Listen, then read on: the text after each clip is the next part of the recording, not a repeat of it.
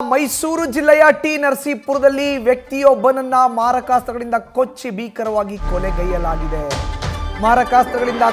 ಕೊಲೆಗೈಯಲಾಗಿದೆ ವ್ಯಕ್ತಿಯೊಬ್ಬರನ್ನ ಮೈಸೂರಿನ ತಿರುಮಕುಂಡಲು ನರಸೀಪುರ ಪಟ್ಟಣದಲ್ಲಿ ನಡೆದಿರುವಂತಹ ಘಟನೆ ಇದು. ಪಿಟೀಲ್ ಚೌಡಯ್ಯ ಅಂಡರ್ ಪಾಸ್ ನಲ್ಲಿ ಹತ್ಯೆಯಾಗಿದೆ. ತಿರುಮಕುಂಡ್ಲು ಗ್ರಾಮದ 40 ವರ್ಷದ ವಿನೋದ್ ಹತ್ಯೆಯಾಗಿರುವಂತಹ ವ್ಯಕ್ತಿ ಅಂತ ಗುರುತಿಸಲಾಗಿದೆ. ಪಿಟೀಲ್ ಚೌಡಯ್ಯ ವೃತ್ತದ ಅಂಡರ್ ಪಾಸ್ ನಲ್ಲಿ ನಡೆದಿರುವಂತಹ ಘಟನೆ ಇದು.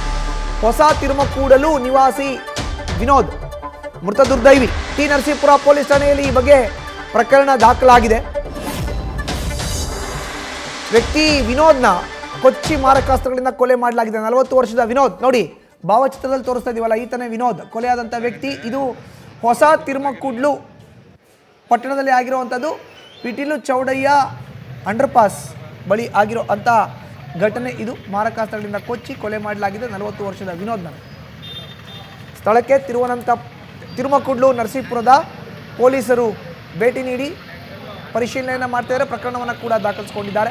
ಯಾವ ಕಾರಣಕ್ಕೆ ಕೊಲೆ ಆಗಿದೆ ಅನ್ನೋದು ಈ ತನಕ ಗೊತ್ತಾಗಿಲ್ಲ ಮಾಹಿತಿ. ಬಟ್ ಪ್ರಾಥಮಿಕವಾಗಿ ತಿಳಿದು ಬಂದಿರುವಂಥ ಮಾಹಿತಿ ಏನು ಅಂದರೆ, ಮಾರಕಾಸ್ತ್ರಗಳಿಂದ ಕೊಚ್ಚಿ ಕೊಲೆ ಮಾಡಿರುವಂಥ ವ್ಯಕ್ತಿಯ ಹೆಸರು ವಿನೋದ್, 40 ವರ್ಷ.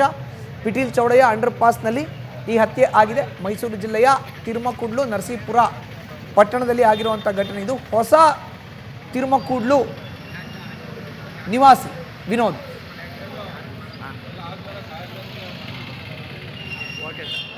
ನಾನೇ ಮಾದುಗಿದು ಎಲ್ಲ ಬಂದಿರೋ ಅಲ್ಲಿಗೆ ಇನ್ನೊಂದು ಅರ್ಧ ಗಂಟೆ, ಅವಾಗ ಇನ್ನೂ ಗೊತ್ತಾಗಿರ್ಲಿಲ್ಲ.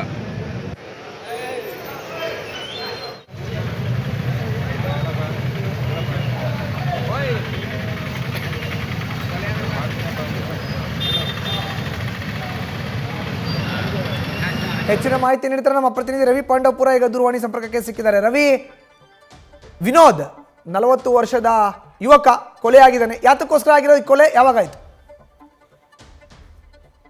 ಮನ್ಸೂದನ್ ಮಾರಕಾಸ್ತ್ರಗಳಿಂದ ವ್ಯಕ್ತಿಯೊಬ್ಬರನ್ನ ಕೊಚ್ಚಿ ಕೊಲೆ ಮಾಡಿರುವಂತ ಘಟನೆ ಮೈಸೂರು ಜಿಲ್ಲೆ ಟಿ ನರಸೀಪುರ ಪಟ್ಟಣದಲ್ಲಿ ನಡೆದಿದೆ.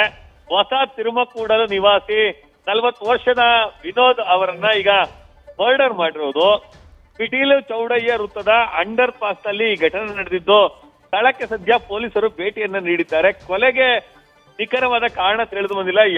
ಯಾವ ಕಾರಣದಿಂದಾಗಿ ಯಾರು ಆತನನ್ನ ಹತ್ಯೆ ಮಾಡಿದ್ದಾರೆ ಅನ್ನೋದು ಕೂಡ ಈವರೆಗೆ ತಿಳಿದು ಬಂದಿಲ್ಲ. ಈಗ ನರಸೀಪುರ ಠಾಣಾ ಪೊಲೀಸರು ಸ್ಥಳಕ್ಕೆ ಭೇಟಿಯನ್ನ ನೀಡಿ ಪರಿಶೀಲನೆ ನಡೆಸುವಂತ ಕೆಲಸಕ್ಕೆ ಮುಂದಾಗ್ತಿದ್ದಾರೆ.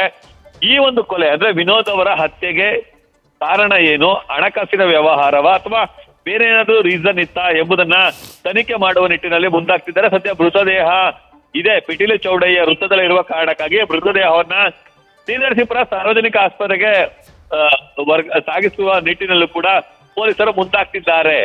ಮಧುಸೂದನ್, ಧನ್ಯವಾದ ರವಿ ನಿಮ್ಮ ಮಾಹಿತಿಗೆ.